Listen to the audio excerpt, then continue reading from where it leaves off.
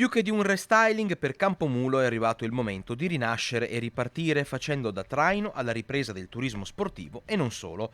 Conclusa l'avvertenza legale con il concessionario uscente, adesso l'altopiano può guardare avanti.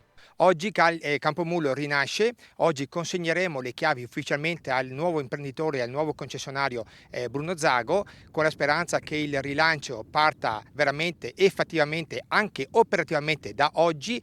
Noi ci aspettiamo grandi cose anche in virtù delle Olimpiadi. Sì, perché la rinascita di Campomulo in partnership con Campolongo dovranno giocarsi la partita anche in tema di Olimpiadi fino all'ultima ora. Alla luce dei fatti, di ciò che ci sarà da fare, il sindaco di Gallio si leva un sassolino, forse di più, dalla scarpa e rivolge un messaggio chiaro alla sua minoranza. E qui faccio un appello anche agli amici della minoranza: dormite sonni tranquilli, perché dopo le melette anche Campomulo lo abbiamo risolto noi. Quindi buonanotte e buon riposo. Per quanto riguarda le tempistiche, lo stesso Bruno Zago, nuovo concessionario, ha ipotizzato un calendario. Sicuramente per i primi di luglio noi daremo un po' di servizio. Vogliamo arrivare a Natale, spero anche all'8 dicembre, spero al primo di dicembre, abbastanza preparati